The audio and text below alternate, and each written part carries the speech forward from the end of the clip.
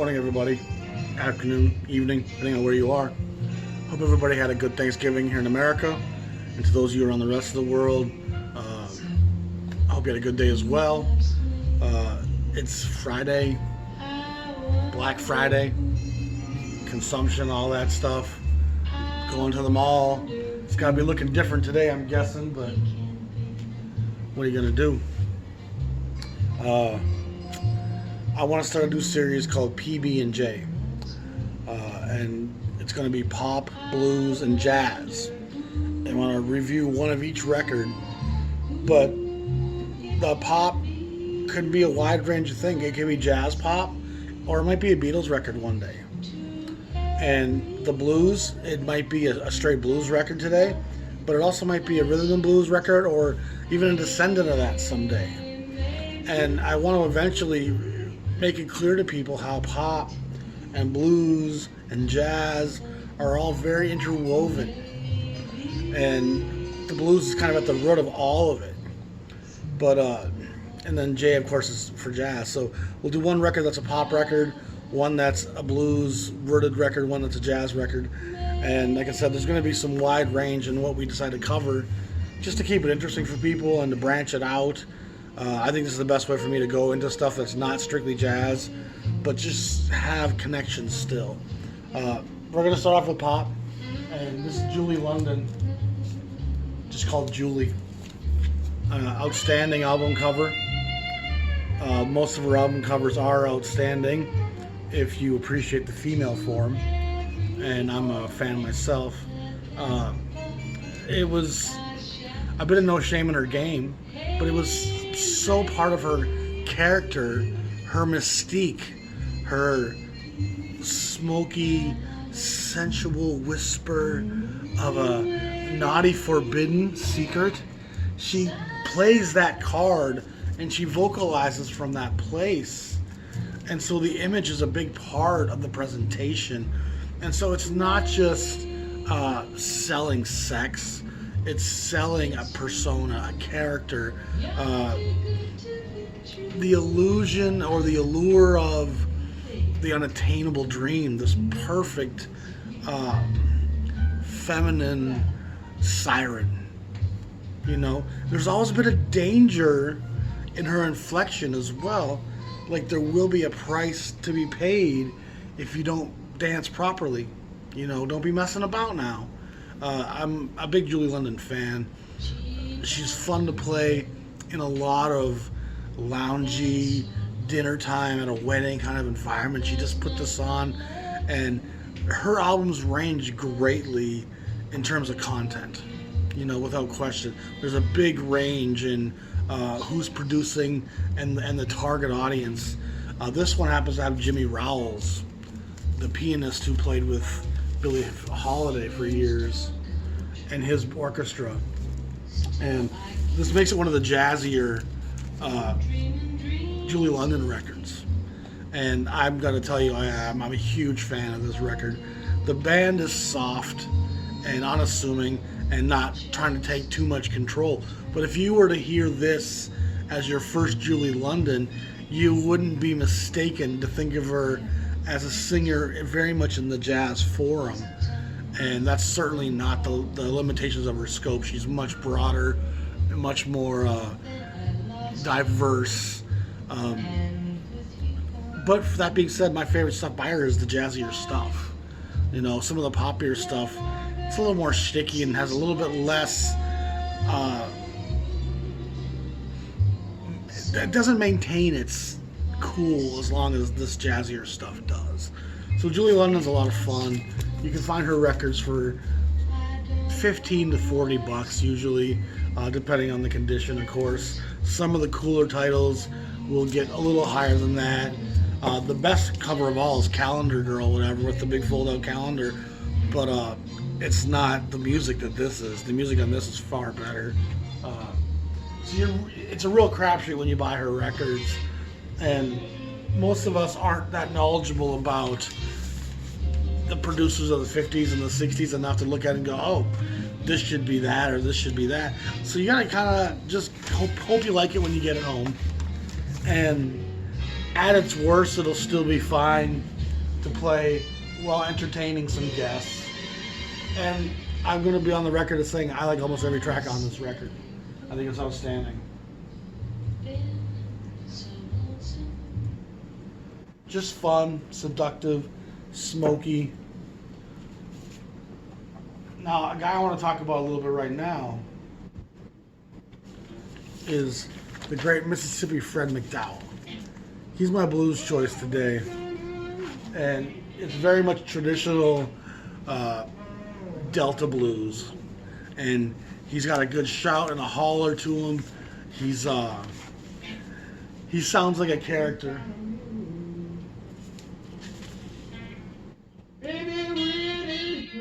I'm not sure how many recordings of his are available, and often when you see someone on Everest like this might be a lot of his body of work right here. I'm not sure, to be honest. But how I came about Mississippi Fred McDowell was the Rolling Stones. And I'll be honest, the Stones did more to push me into the original blues artist than Led Zeppelin did. The Stones do great versions of a number of blues songs that are very close to the source material in a lot of ways. He does on this record, Got to Move, which if I recall is on Sticky Fingers or Let It Bleed. It's on one of those two. They do a great version of it. And the Stones just loved that Delta blues, and they also kind of like that southern boudoir gentleman kind of character that Mick Jagger could put on at times. You know, he does this southern drawl and some of his Dixie. It's interesting to hear him do it, to take on that lexicon. Mick's more talented, I think, than we give him credit for. He's not just a set of lips. Him and the boys heard the blues as young kids in England, and it had an impact on them. And they did a lot to bring credit back to these original artists. And the Stones version that You Got to Move is worth digging out if you haven't heard it. And this version, this is the source. And it's just kind of gut bucket, river bottom, wood shack blues. It's very traditional. There's obviously no electric instruments going on here. It's just very much the roots of the music. And it's a classic. And like I said, I'm not sure how much Mississippi Fred McDowell is out there. I would like to kind of have a better idea of that, I guess. But I know this much. I've not stumbled on his records a ton in 20-some years of collecting. So a lot of times when I make statements like that, it's just kind of based off what I've seen. And I can't remember seeing a whole lot other than Mississippi Fred McDowell. And blues records are tough to find, period. You know, on a good day, it's tough to find blues records. You know, so they don't show up much. But I used to peruse 5, 6, 7 different record stores in the Twin Cities pretty regularly. You know, so there was one record store, Cheapo, that I was in every day. It was right next to my work, so my lunch break consisted of running over there and shopping the recent arrival bin real quick. And I found more stuff in those RA bins because that's where all the good stuff sits and doesn't stay long. But if you're in there every day, you really can keep up with what's coming in and have an idea of what's going out. And it's, again, blues records came in occasionally, and you'd see the Chess kind of reissue stuff mostly, and some of that Everest stuff used to be a lot more easy to come by than it is now. But it's unfortunate how tough some of those old blues records are to find. And they have reissued some of them, but they've made them really expensive, which is also part of the crime with the Jazz Revinyl issue, is that they haven't made it affordable. They've made it very bourgeois and very elitist. And I'm sure there's some cases where they have to license the music and what it's costing them. I'm guessing there's numbers at play, but it would sure seem like there would be opportunities for some labels to put their own material out at a far better price than they are. And it's driving away people who would jump into the art form and love it because vinyl is a very interactive thing. Once you kind of discover your love for it and touching it and playing with it and being able to see it and read it, it's just a different experience than any other form of listening to music. It's even different than hearing it live, and live has its benefits, but the record has a certain ambiance, a certain, the chosen version of a song. The artist said this was the take I'm happy with. Live, they won't always be killing it. This is their pinnacle performance of a track most often. And that's why some of these outtakes and some of these alternate recordings weren't meant to really see the light of day. They've become marketing tools to get you to buy stuff over again. We're going to put a bonus track on there. And I get it. It's about making money. And if people aren't making money, they're not going to print records. But it does seem like there's some unreasonable, unconscionable pricing out there in a lot of the reissue market, the record store day stuff. A lot of it just seems so exorbitant and such a money grab. And that's disappointing a little bit. But this is Lee Morgan, City Lights. And it's kind of a hidden gem in the early Lee Morgan discography. He makes 6 records in the 1500 series early on in Blue Note. And that run from about 1536 up into about number 1600, he makes some really incredible titles. And they're some of the most ferocious, driven, hard bop records in the canon. He's one of the most vivacious, fiery, I would even go so far as to say angry, frustrated. He's definitely got a chip on his shoulder, it feels like, a lot of the time. And this record hasn't been in a weird setting, 1575. This is 2 records before Blue Train, which is 1577. 1576 is the Sonny Clark, Sonny's Crib record, if I recall. So it's in this succession of great titles that run right through the 80s and 90s to about 1595, where Blue Note puts out the hard bop thesis. If you want to know what hard bop is, it's Blue Note 1573 to about 1595. Those 20, 25 records in that era will define what the sound looks like. It's tangible, emotional context. And I think it's important to grasp the definition of the sound so we know where to apply it. And it certainly shows up in other places. The Miles Quintet with Coltrane, they have elements of hard bop. Clifford Brown Max Roach Quintet was probably the first band to really bridge and fuse some of the old standards of swing and the blues to bebop. Okay, that's kind of what hard bop is. It's recalling some of the blues tradition and the melody of the song structure and making it swing a little bit harder than bebop does, but still plays it at a blistering tempo with all the frustration and anxiety and tension that the beboppers brought. And so Clifford Brown's kind of that first gateway, and then the Blue Note sound really captures it. And if you recall what I've talked about over the year, is that Blue Note doesn't have a roster of jazz giants.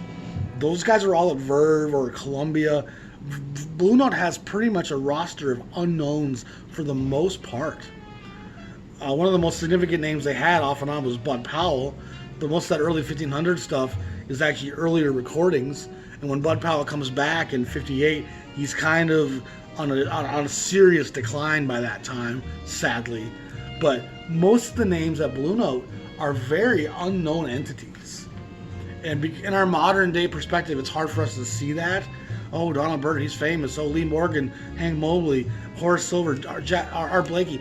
These names weren't in any way established names, even in the jazz community, let alone the nationwide consensus of pop music and the art form. They were very unknown. Ellington Armstrong names were known. Billie Holiday was known. Ella Fitzgerald was known.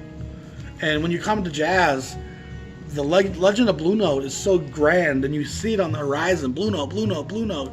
And then when you look at the discography for the first time, you're surprised how few names you really know. Like, oh, there's a few Monk, a few Miles Davis, oh, there's a Coltrane. But then you keep looking, and most of the other names are pretty unknown to a beginner. And I think that's something we forget as we get deeper and deeper into our Facebook groups and our jazz knowledge. We start to think these names were all so broadly known, and they were very much not known. And so it was the kind of anonymity of these guys, coupled with their youthfulness, that heard this new direction in bebop. And they take that and put their youthful tension and aggression, and I've talked before about how Blue Note outpaid them to rehearse. So there's a chance for them to sit and rehearse together and share and break wine and smoke a cigarette and talk. And suddenly we're even communicating verbally, and it becomes extended in our unity when we play together. You know, if we sat there talking about an event in world history before we went and played together, we'd eventually have some of that coming out in our dialogue. And the black community can always have something to look at in the news and be like, man, that's kind of crazy going on down there.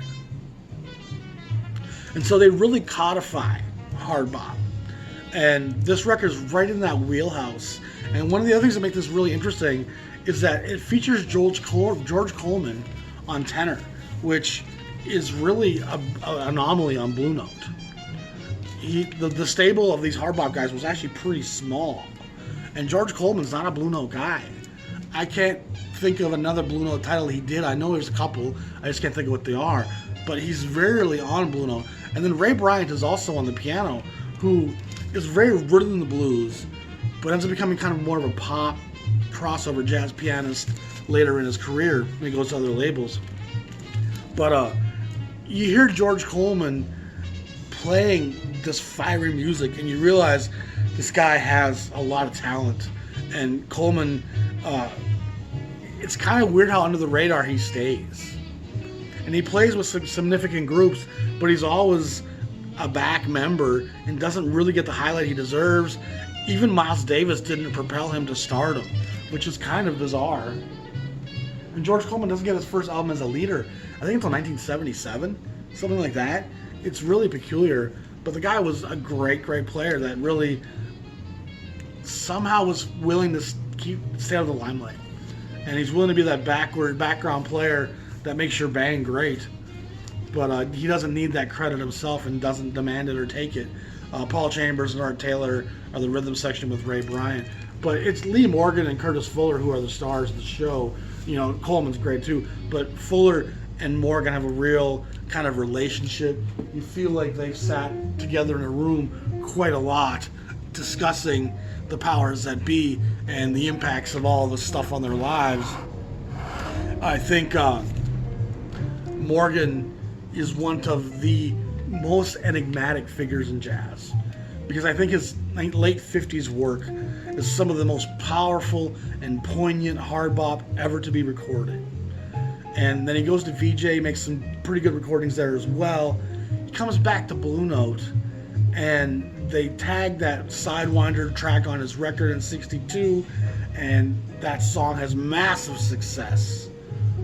And it leads a lot of us to thinking that Lee Morgan is kind of an R&B cha-cha-cha guy like Les McCann. You know, he's going to be R&B crossover, and Morgan was really not that. And even on a lot of those Boogaloo records that kind of follow, there's a lot of furious blues and hard bop on those records still. Unlike some of the cats who were happy playing bluesy R&B and soft-toned ballads, Morgan's a guy that's usually going to be in the upper registers and upper tempos and displaying some ferocity and his unsatisfaction. I once coined a term in one of my bands where I called it the anger of dissatisfaction that you see burning in so many people. I'm so unsatisfied with my lot in life and what I've become and what I've chosen to do with myself that I'm angry. And that's a difficult person to navigate. The anger of dissatisfaction. And I think the black male in America lives in that place, and your personality will decide how much it governs you. And some guys handle it with more positivity. Lee Morgan, for my reckoning, for my perception, is a guy that was fairly edgy and fairly unforgiving. Okay? And that, I think that's what it comes down to. I don't feel like when I listen to Lee Morgan, I hear a guy that's forgiving and ready to move on. When it comes to race and injustice and inequality, he seems like a guy that's much more willing to put his fist up and perhaps even die for the cause. And that's where a lot of my love for him stems from, is just his integrity and his fury and his unwillingness to compromise. And Sidewinder and Rump Roller aside, and we got to be thankful for those records, because those records by Lee Morgan helped keep Blue Note afloat. Sidewinder came along at a time where certain Blue Note titles weren't even getting put out, and they were struggling, and jazz was diminished in the marketplace by 61 so greatly with the rise of Elvis and the pop singers and all things that were happening, R&B, and suddenly selling a jazz record was even more difficult than it ever had been. And Lee Morgan comes along and makes a record that, with a 7-inch edit, got into jukeboxes. And for a small label, the numbers that they're dealing with, one hit, even a regional scale, with the numbers and budgets of a small label, that one record that's in demand, that's being sought after, can make a big difference in your bottom line. And there's no question Sidewinder was a big boost to the profile and the pockets of the Blue Note label at that time. And they, of course, try to recapture that over and over and over again to varying degrees of success. And none of them are bad. It's just they didn't all chart the same way as Sidewinder did. But it's a wonderful time in jazz because it's transitioning, and the main trunk of jazz is transitioning into R&B, and the fringes are saying we need to go further away from the center and create the avant-garde free movements. And Morgan doesn't really want to follow and be just out there with the hipsters and the guys who are trying to deconstruct the music. And he's not really interested in making hits either, even if they happen. He wants to play with his ferocity and express what's on his mind. That seems to be what centers him and what his focus is. I just need to get some things off my chest, and I want to play these songs that I've chosen because they give me the colors and shades and angles and tempos that I want to play. And I think that's the best way to select your material, is to select pieces and write pieces that are going to help you express your dynamic. And few guys in jazz do that better than Lee Morgan. And you can't listen to him, at least I can't listen to him, and not start to think about the dynamics of race and the black experience in America. It's just, I can't escape it. And part of where a lot of my definitions and understanding comes from is when I'm listening to music, what does it make me think? What does it make me feel? And when I listen to Cal Jader, I'm thinking about grass skirts. When I'm listening to Mambos, I'm thinking about fucking pineapple drinks with umbrellas. When I hear Lee Morgan throw some lava into his trumpet, I'm thinking about a guy saying, I can't bear to watch one more of my brothers and sisters cut down on the streets. One more neighborhood being torn up by riots and drugs.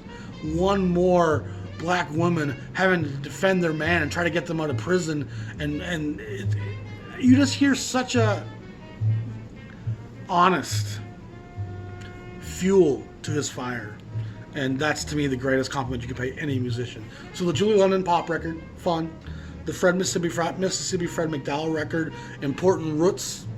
And then Lee Morgan is, in a lot of ways, the embodiment of hard bop.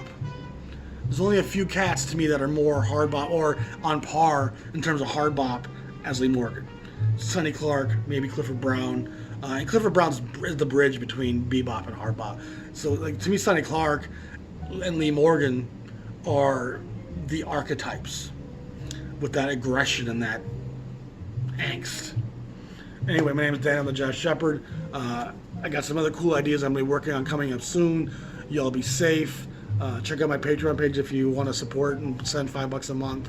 And don't forget there's merchandise available at my Teespring Jazz merchandise in the link below. Appreciate you all. Y'all be safe. We'll talk soon.